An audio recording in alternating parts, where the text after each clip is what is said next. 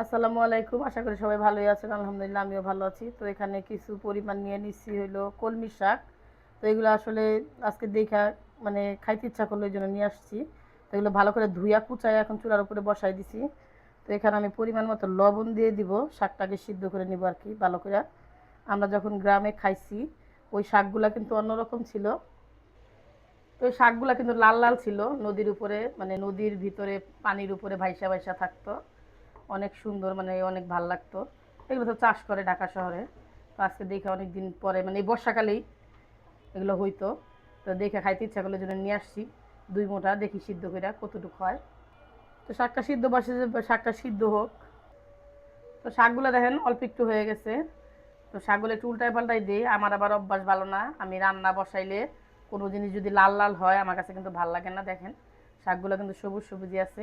এখানে অর্ধেক সিদ্ধ করব, আর তেল রসুন মানে বাগার দিয়া বাকি সিদ্ধ করে নিব। আর একটু সিদ্ধ হবে, একটু লাড়াচাড়া দিয়ে দেখাই দিলাম আপনাদেরকে। তো শাকগুলো একটু লাড়াচাড়া করে দিই। দেখেন শাকের থেকে কিন্তু পানি উঠছে। তো শাকগুলো আমি এখন নামাই ফেলবো, শাকটি সিদ্ধ হয়ে গেছে। মানে বাকি সিদ্ধ তো আমি তেলে বাগারে করব।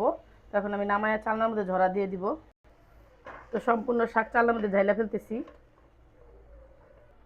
তো ফ্রাই প্যান বসাই দিছি শাকটা ঝরা দিয়া, এখন পরিমাণ মতো তেল দিয়ে দিব শাক ভাজি করার জন্য। তো যে তেল দিয়ে দিলাম। তো এখানে সব কিছু রেডি করে নিছি। নিয়ে নিছি শুকনা মরিচ, কাঁচামরিচ, পেঁয়াজ, রসুন। এগুলো সব এখন তেলের মধ্যে দিয়ে দিব। তেল কিন্তু গরমই হয় নাই, তাও দিয়ে দিতেছি আর কি। তো এগুলো একটু ভালো করে লাড়াচাড়া করে ভাইজা নিব। ওই কাঁচামরিচটা একটু পরে দিব, কারণ কাঁচামরিচ একটু আগে দিলে ঝাল হয়ে যাবে। এখন তো ওইটা ভাইজা নিব। আরেকটা জিনিস আছে, এই যে এটা হলো সবচেয়ে মজার জিনিস আর কি।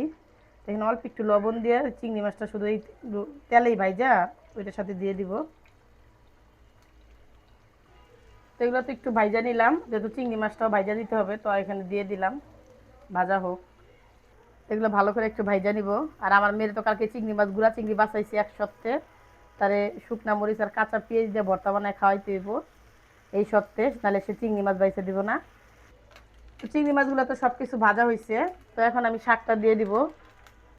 আমার ঘরে কিন্তু শাক কেউই খায় না।